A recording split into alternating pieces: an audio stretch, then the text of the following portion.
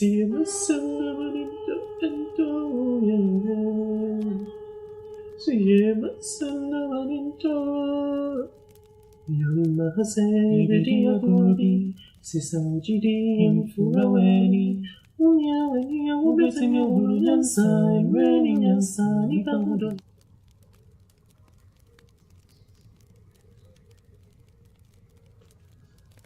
evening, my loves. Welcome back by the fireside. And I'm saying welcome back. It's our first. Welcome by the fireside. A place where we tell the truth gently and sometimes sharply.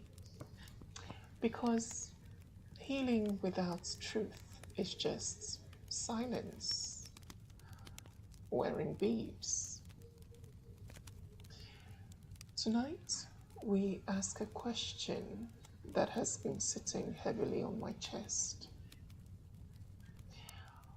What happens when decoloniality is mistaken for healing circles? Some people have confused decoloniality with curated breathwork sessions, with soft-lit gatherings, with circles where marginalized people are told to breathe in their grief and breathe out their resentment. Let me say this clearly and without ceremony. That is not decoloniality. That is pacification. And it is dangerous. Because these are the artists and community leaders that white organizations love to platform. Not because they are radical, but because they are safe. They don't shake tables. They don't challenge power. They don't threaten donor money. They don't speak about harm in real time. They perform healing instead of demanding accountability. And donor culture loves that.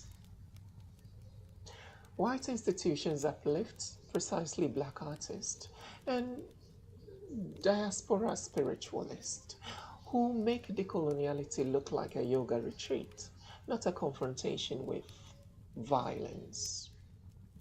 They platform the ones who can be used to police the rest of us. Because the moment you say, this is not healing, this is numbing, this is conditioning, this is gaslighting, they gather themselves quickly. They circle the wagons. Institution first, community second. And then the smear begins. You are resentful. You are traumatized. You need to heal. You are projecting. This is how survivors are punished in real time. Not over history, not over slavery, over current harm. I know this because I lived it. I have survived sexual violence, surveillance, and erasure in Europe and in Ghana. I can tell you the quickest way to be labeled unstable is to ask for accountability. The quickest way to be erased is to refuse to be groomed. The quickest way to be pathologized is to tell the truth that people want buried. These so-called decolonial healers say they are leading us toward higher consciousness, but really, they are performing for white donors. They are upholding the very systems they claim to dismantle. They are rewarded for keeping survivors quiet. They are selected because they never threaten power. When people are taught that healing means repressing justified anger, avoiding confrontation, and never naming abuse, they are being trained into obedience, not liberation. That is not care. That is not safety. That is not decoloniality. That is community policing in the name of spirituality. These circles are not preparing you for freedom. They are preparing you for silence. Decoloniality is not a calm breath. Decoloniality is a sharp truth. Decoloniality means naming present violence, tracing its roots in historical trauma, confronting the systems that replicate harm, exposing institutions that benefit from silence, refusing to be pacified into compliance, rejecting donor-approved spirituality, protecting survivors instead of gaslighting them. Breathwork is beautiful. Meditation is healing. But they are private rituals, not political strategies. You are not holier because you whisper instead of roar. Healing is not enlightenment when it is used to avoid accountability. The people who preach healing the loudest are often the ones who have harmed others, fear accountability, collect donor money, perform decolonial aesthetics for white institutions, tell survivors to quiet down, call resistance trauma, and pretend to be above conflict while quietly enabling abuse. They say collectivism, but what they mean is stop talking about what happened to you. They say higher vibration, but what they mean is don't threaten our funding. What they call decoloniality is colonization in wellness clothing. A community that forces its survivors into silence is not practicing healing, it is practicing abandonment.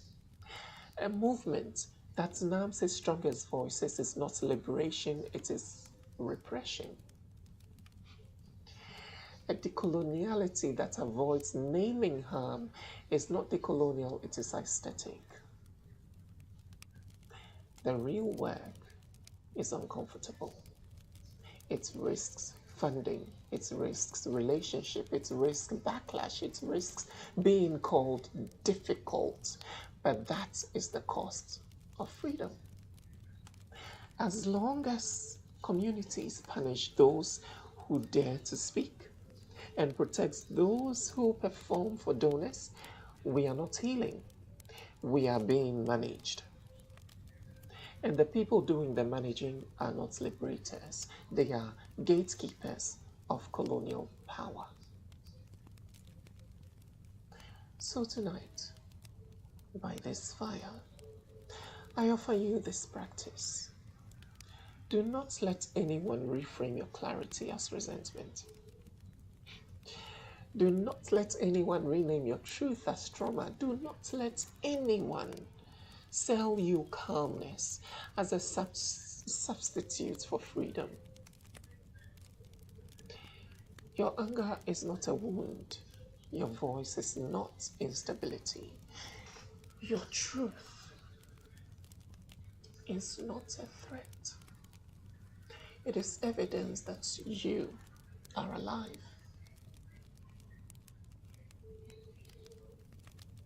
May this fire warm the parts of you that have been told to quiet down.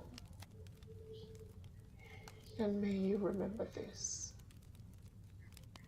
Healing requires honesty. Liberation requires disruption. Until next time, my loves, rest well.